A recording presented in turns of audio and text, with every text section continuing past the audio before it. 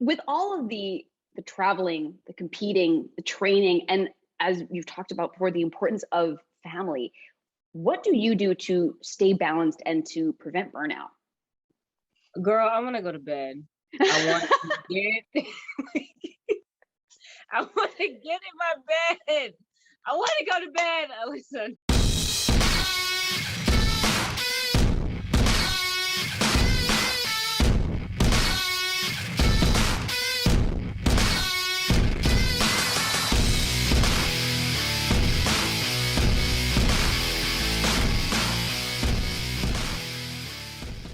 Hello, my friends, and welcome to Let's Get Cereal, the weekly show where I, your host, Alyssa Marino, eat cereal, talk about stuff, sometimes talk to people, and today I am joined by one fantastic people, none other than the ankle breaker, the submission sniper, the daddy of the district, Jordan Blade. Jordan, thank you so much for being on Let's Get Cereal today. How you doing? Of course, man. I'm good. How are you, Alyssa? I am great. As we had said, it has been a minute, so I'm excited to catch up a little because a lot has gone down since the last time I talked to you. And first and foremost, the cereal. So in planning this episode, you shared that Cinnamon Toast Crunch is your favorite, and that you were hoping that your son hadn't eaten all of it. So what is the verdict? Was there Cinnamon Toast Crunch left for you?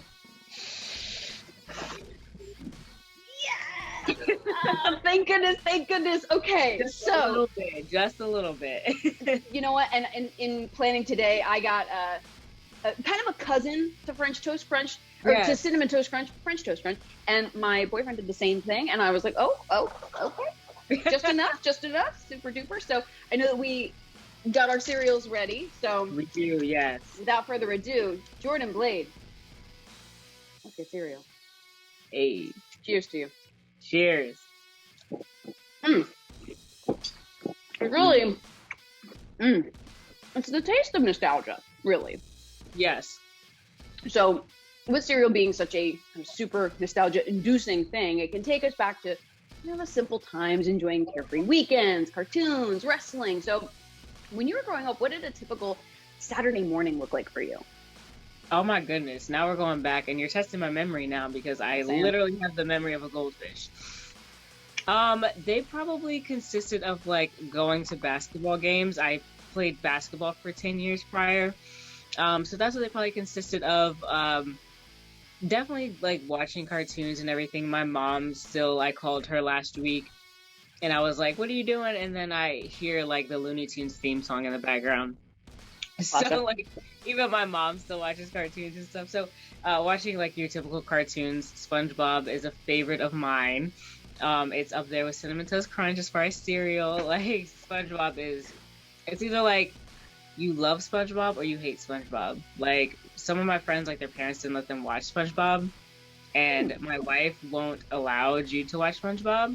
So now, disclaimer, my wife just deployed earlier today. But that means I can slowly introduce SpongeBob into our son's life. So because she won't be here to yell at me. So. Yeah, I mean, always looking on the bright side, I suppose. Yeah. So we have to look at pros here. It's true to look on the bright side. Giving the gift of SpongeBob, I think, is something that's really, really special and something cool that your son will remember forever as like, hey, during like kind of funky times, I got to meet a new friend in SpongeBob. So that's really dope. Exactly. So I'm trying to culture him, and that's one of the things that I'm doing is really because when people are like, oh, it's like that one episode of SpongeBob, or it's like that SpongeBob meme, he's not going to know what people are talking about. So I'm really just trying to get him ready for the real world. It's your due diligence. It's required watching. So but honestly. No, you're 1000% right. I'm going to test your, and just so you know, I like a little disclaimer of feel free to eat while we talk and talk with your mouth full. It doesn't matter. This is a safe place. So I'm going to go and I'm going to test your memory a little bit further. I got to know, what was little Jordan Blade like as a kid? Oh my goodness. So I tell people all the time, like, whenever they make like a documentary or a DVD or whatever about me, it's gonna be really boring. Like, probably. I mean, I grew up as an only child. So I guess you could say I was spoiled, whatever. Um, like my mom was great. Like that's such a hard question. I mean, my mom, shout out to her. She took me to every practice, every like recital, every football game. Like I played basketball, I played ultimate frisbee, I played French horn, so I was in band, I was on the robotics team. And my mother like supported me in all of that. So from running from one side of the city to the other, taking me where I needed to go, like she literally is the MVP of my life. So like I owe a ton of stuff to her. But I was chill. I was just like your normal like geeky jock, if that's like a thing. Like I was smart, and I was in like gifted classes and stuff, but I was also a jock. Like I played like all the sports and stuff, which I think is like a good balance. And I really wanted to excel in all of that. So anything I've ever done with a passion, so when I played basketball or when I played French horn, and now even with wrestling, which I'm aiming to be, but when I played basketball and when I played French horn, like I always aimed to be the best, right? So like the last couple of years that I played basketball, I led my team to championships. When I played French horn, like most of the time I was first chair, and I would make all district and all county bands and stuff like that. So that's like what my aim is to do with wrestling. Like here's something else now that I have a passion for, and I'm not going to stop until I'm the best at it. And you are certainly on that path. And I'm curious too now, because within your wrestling career so far, you bear these monikers with pride, as we had said earlier: submission sniper, ankle breaker, and you have an MMA background. You trained out of Mongrel BJJ, so it's jiu-jitsu and combat sports. I didn't hear it mentioned in the list of early interest, but is it something that sparked in you in a young age, or was it something you developed later in life?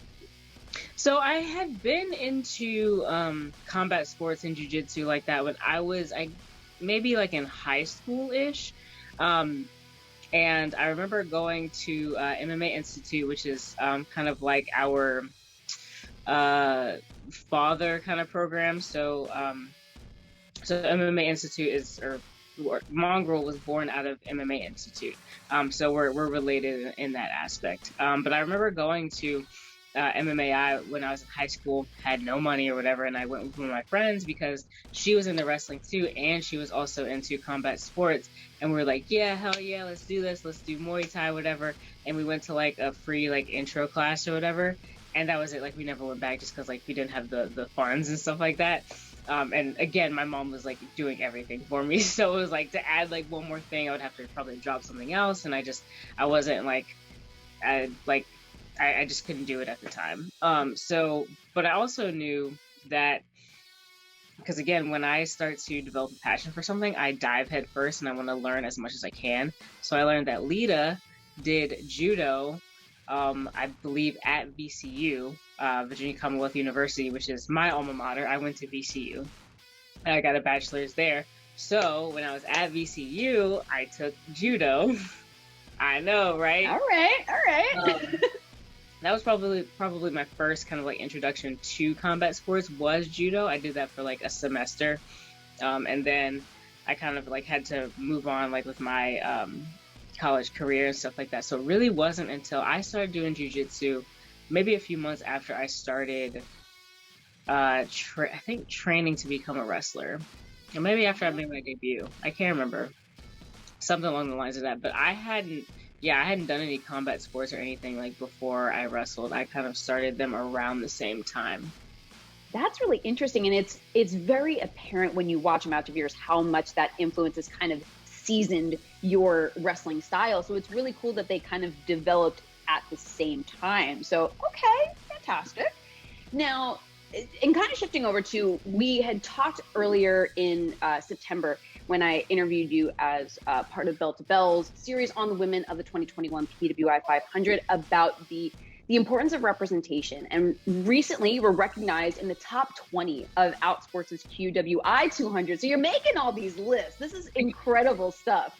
But thinking about the idea of seeing someone who looks like you doing what you're doing when you were growing up, obviously would have been something that was really special.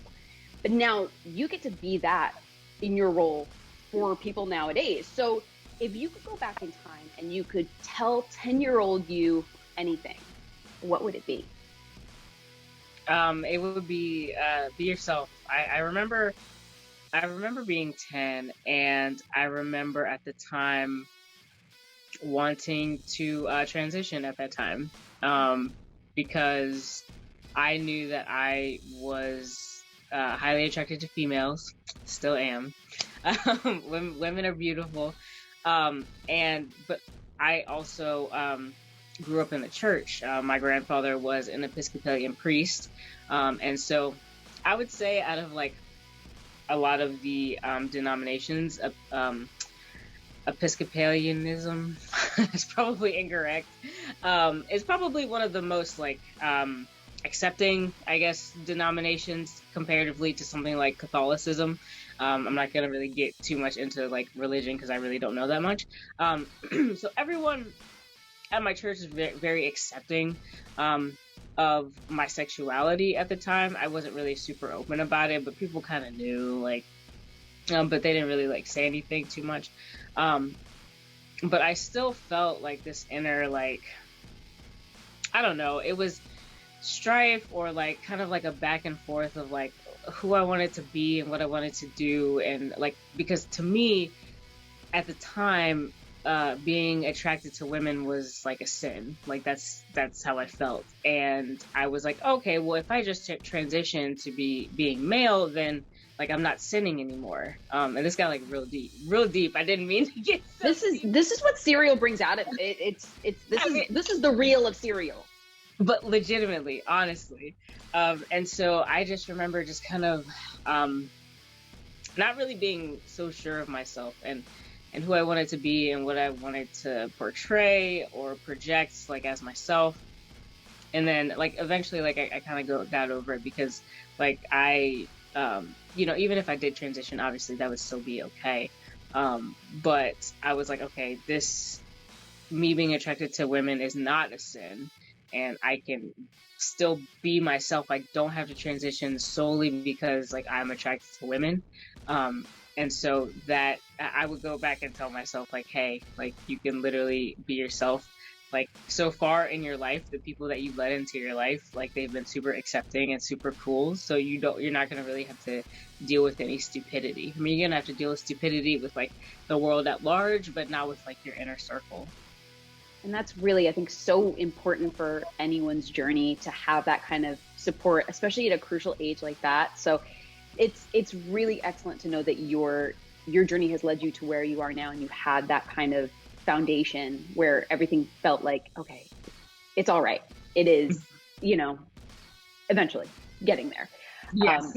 Yes, getting there. So, but now flash forward to the current state of things. The platforms that you are getting to showcase your skills are really only, I think, going to keep growing based on the current trajectory, because it's been quite a busy year for you, Jordan. We saw the list on social media from cagematch.net that clocked you as competing for over 20 different promotions in 2021. Now, this has included some amazing opportunities from the past year, facing impact talents like Deanna Purrazzo, Masha Slamovich, challenging Trish Adora for the Pan-African World Diaspora Championship. With all of the traveling, the competing, the training, and as you've talked about before, the importance of family, what do you do to stay balanced and to prevent burnout? Girl, I want to go to bed. I want to get in my bed. I want to go to bed. So a lot of that, a lot of me staying balanced is doing a lot of what I do to stay ready for wrestling, believe it or not. So going to the gym, like I'm about to go to the gym a little bit later. So I'll work out and then I'll do jiu-jitsu. And those are kind of like my two like go-to. It's an odd, unless you do it and you love it, it's an odd feeling to be like, oh my goodness, I got choked out 5 times today. That was great. Like, I feel awesome. Yeah. And hopefully I only get choked out 4 times and I'm able to choke someone like once or something like that. So it's only like until you do something like that you realize the stress relief that something like that is. And that may not be for everybody, but it's something that I enjoy, oddly. So those are the 2 things for me. And then, hanging out with my son. We live very busy lives. And I'm away a lot. I'm away a lot on the weekend. And I know he appreciates the time that we get to spend together and the time that all 3 of us can spend together as a family. Because it's something that, like, I don't have to worry about what anyone thinks of me. I don't have to kind of get in my own head about my body dysmorphia. Like, I don't have to, worry about putting on a face. Like, we're just hanging out. And that's like the best part of that. It's so important to have. It's like such a rewarding experience for you, but it's also like these really precious memories that he gets to have as well. So yeah, that's really beautiful. And we're talking about kind of these career highlights. I think be a little remiss if I didn't talk about your partnership with Eel O'Neill as Kings of the District. You 2 really hit a stride over the past year, but how did that team initially come about? Yeah, so we were both like singles wrestlers previously, obviously, and Eel and I had not met each other before. Like, we kind of became a tag team. It's tough talking about these promotions that are no longer around, but we came together obviously at Primetime Pro Wrestling. I guess saved him from an attack by Francis Kip Stevens. And so we were put together at Primetime, and it was just kind of a thing where it's like, okay, we'll be a tag team. And then, we became one of the first tag teams, like, in the past, what I think, like, decade in the DC area. And then, like, that got taken away from us, like, a few months later. So we did not know, like, each other before we started tagging. But I think the chemistry was there, like, right off the bat. Like, yeah, like, initially, like, we had to iron out some details and, like, knock out, take care of the kinks and stuff like that. But I think this year really has been like explosive for us. We are just firing on all cylinders. We're on the same wavelength about a lot of things, even with a lot of things outside of wrestling. And I say this all the time, but Eel brings out, like, the best side in me, like, when I tag with him. Like, he's a theater kid, so I'm always looking to him for, like, expressions and just being, like, very theatrical in his wrestling. And that's something that I try to emulate. I do not do it as well as he does. Because I just go out there and I stand there and I'm stoic and I throw people around. Like, that's my thing. And he's very animated, and I love that about him and about him as a wrestler and as a person. He's so creative.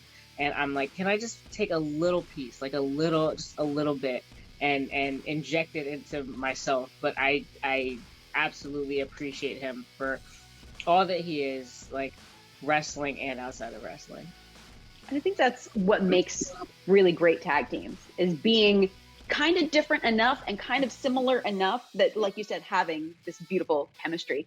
And I think something that I always appreciate with both of you is you always show so much support to one another, even as singles competitors as well. Like, there's always on social media just kind of hyping each other up. So it's absolutely wonderful. Yeah, now, you got to. you have to. We have to keep, elevating each other.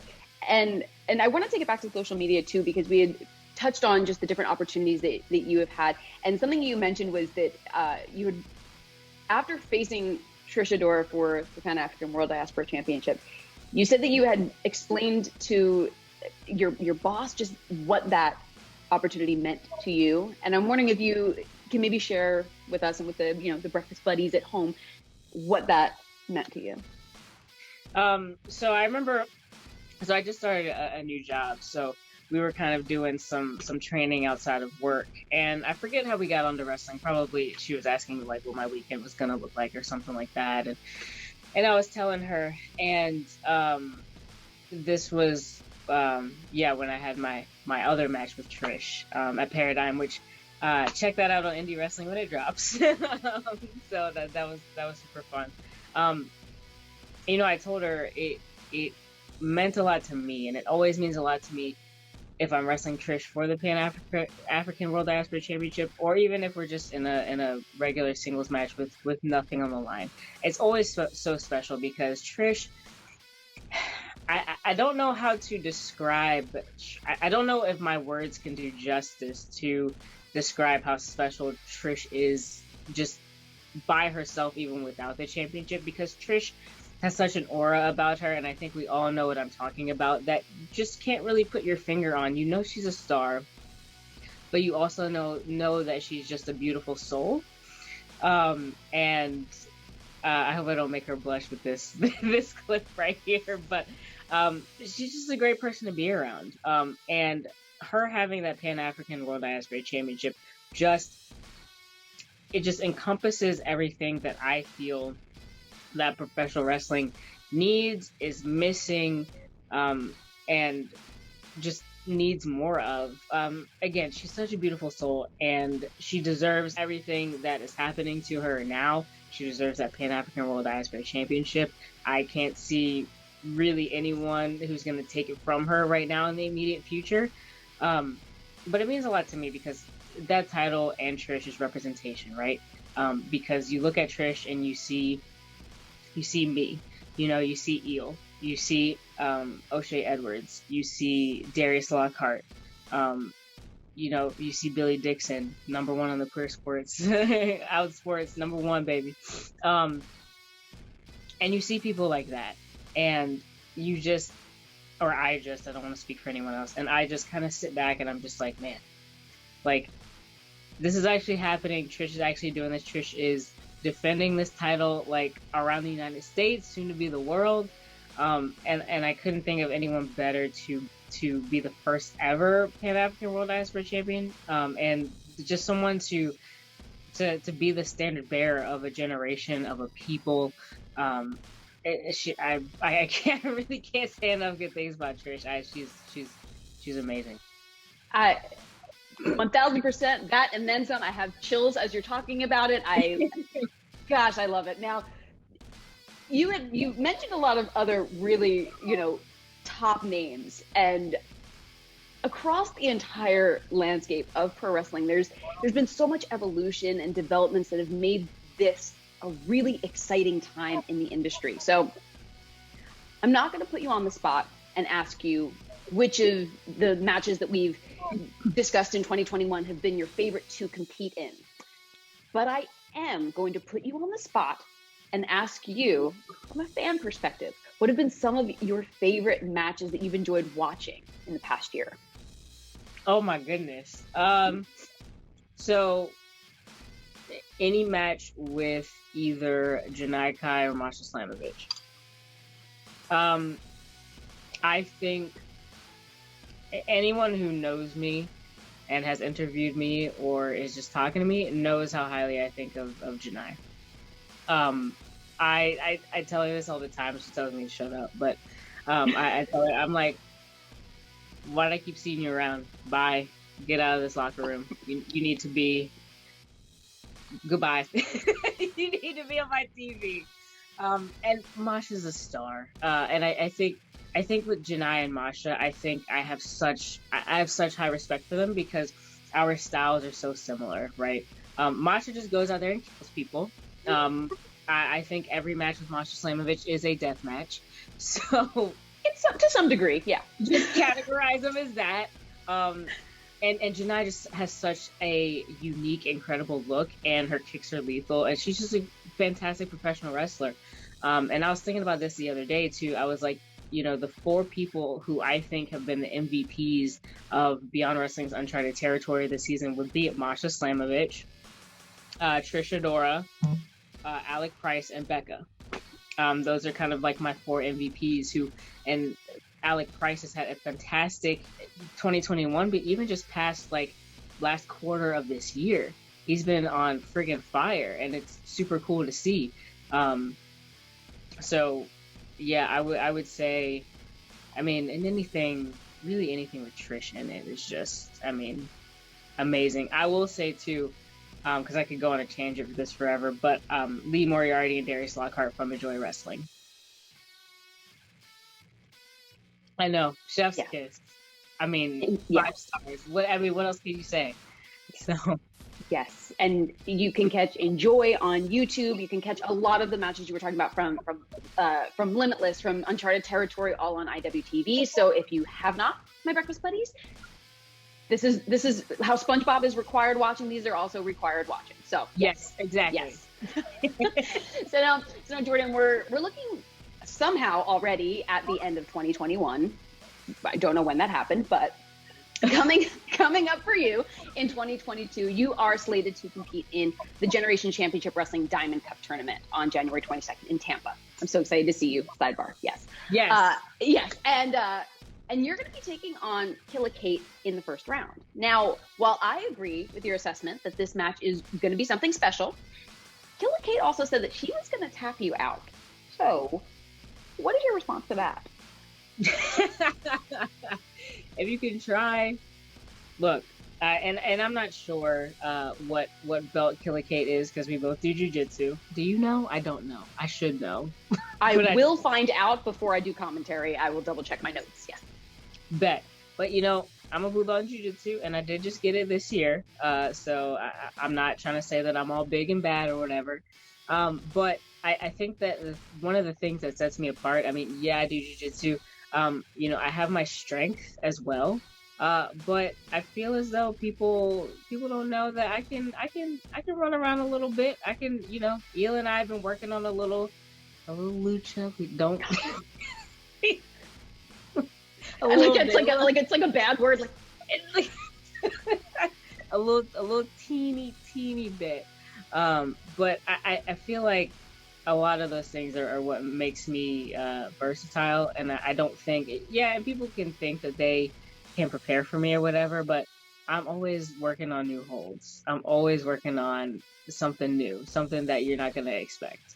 And people think I'm just going to tap them out with the ankle lock. Okay, you can protect your ankles as much as you can. I'm always looking for new ways to get into it. I'm always looking for new submissions. So that's why I kind of transitioned away from ankle breakers, because A, it became too predictable, and B, it kind of put me in a box, and so that's why you can still call me that. That's absolutely fine, but that's why I transitioned to the submission sniper, because like a lot of my matches that I've won matches with ankle locks. I've won matches with arm bars. I've won matches by knockout. I've knocked Alley Cat out. I've knocked her out, and I've submitted her.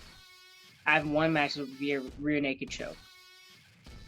So how can you prepare for me if I can do all of those things? You can't. And as you said, you threw the invitation out there to Let's Dance. So we're going to see that on January 22nd. Now, yes. Now, regardless of how the brackets shake out, there is some phenomenal talent on the card for the Diamond Cup 2022. Now, of course, in an ideal situation, when all is said and done, you're standing victorious. But out of all of the talent that we've seen announced, so all of the matchups, who would you want to face in a potential final round matchup in the Diamond Cup? Okay. Yeah. I didn't. No, okay, you already got it. No, I was going to give you the list of who we have, but it sounds like you already have someone in mind. Go ahead. Well, right, okay, because go ahead and give me the list, because the person that I wanted to face is no longer able to compete. So people can probably infer, but you can go ahead. And I will. Are we talking about Killer Kelly? Yes, we are. Okay, so we're gonna manifest that into the universe, but for now, we have Roxy, AQA, Viva Van, Maserati, Catalina Perez, Sandra Moon, Heather Monroe, Lainey Luck. So I'm gonna say two. I'm gonna say Lainey Luck, and then I'm gonna say Roxy. Those two, I think. Lainey Luck has a style of wrestling that I'm not sure, as far as a singles competitor, I've come across yet, and we haven't wrestled. Well, actually, that's a lie. We had a tag team match. I have WrestleMania, like that's a lie. That was years ago when I was super green, even though I'm still green now. Like I'm always learning. I will say that I'm always learning. I think those two would be huge tests for me. And I think it's interesting when people like look at underdogs and stuff like that. People like for those matchups, people probably think that I'm the underdog, which is fine. I'm like, that's funny because I'm pretty sure I probably have like 60 pounds on them, but okay. But whatever. But yeah, like those two, I think they would test me because they have styles that I don't think I've come across yet, and I'm always looking to get better and to test what I can do versus what someone else can do. It's very true, and I think that in true testament to who you are as a competitor, you are a student of the game, and even though you are not the same wrestler you were when you started, it is a constant evolution. You are constantly learning and growing. So I am sure that there will be many more opportunities for that in the coming year. So with the new year on the horizon, the sky is absolutely the limit, my friend. As I said, am looking forward to seeing you at GCW Diamond Cup and so much more in 2022. So I just want to thank you again for taking the time out of a long day to have some cereal with me. And gosh, it's so good to catch up. And I'm looking forward to everything else that is going to be coming your way, my friend. Of course. Thank you so much, Alyssa. I appreciate you. I hope your cereal didn't get too soggy. Not but too much. Not too much. But Not too much. but until next time, my friend, continue to do your best to be your best. And we will see you later.